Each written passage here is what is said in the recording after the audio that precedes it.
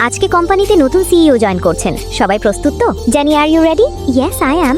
শুনেছি সিইও নাকি দেখতে অনেক হ্যান্ডসাম। কি জানি, আমি শুনি নাই। চলে আসে কোম্পানির নতুন সিইও। এই লোক এখানে কি করছে? সবাই প্লিজ ওনাকে ওয়েলকাম জানান। এই মেয়ে এখানে, তার মানে ও এখানেই জব করে। ওয়েলকাম স্যার আমাদের এই কোম্পানিতে। সবাই নিজের পরিচয় দেন। আপনি শুরু করুন। ম্যানেজার রেখে এমপ্লয়িকে গুরুত্ব দিচ্ছে। জেনি, তোমার পরিচয় দাও। Okay ma'am. হ্যালো স্যার, আমি জেনি, ওয়াইজি কোম্পানির গ্রুপ অফ ডিরেক্টর। আমার আন্ডারে প্রায় 12টি টিম কাজ করে। আশা করছি আপনারও এই কোম্পানিতে কাজ করে ভালো লাগবে। এবার বাকি শুরু করুন। ওয়াক। জেনি, কি হলো? এসব কি? এত গুরুত্বপূর্ণ মিটিংয়ে কি হয়েছে? তোমার খারাপ লাগলে ফ্রেশ হয়ে আসো। Walk walk. বমি বমি ভাব ফিল হচ্ছে কেন? গুগলে দেখবো। ও নো, এটা তো প্রেগন্যান্সির লক্ষণ বোঝাচ্ছে। Are you okay? I am okay sir.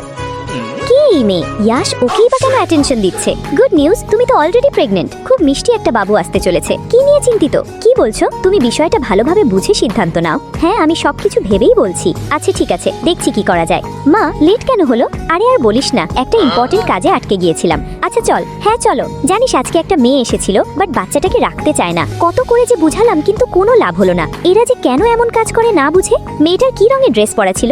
Dress দিয়ে তুই কি করবি? সাদা মনে হয়। কি হলো, এমন আটকে উঠলি কেন? ও নাকি জানেই না যে প্রেগনেন্ট। আজকেই টেস্ট করে জানতে পেরেছে। সার্জারি কি হয়ে গেছে? না, আর 5 মিনিট পরেই শুরু হবে। কি বলছো? ড্রাইভার এখনই গাড়ি থামাও। কি হলো তোর? মা, আমাকে এক্ষুনি যেতে হবে। ওর আবার কি হলো? তুমি চলো।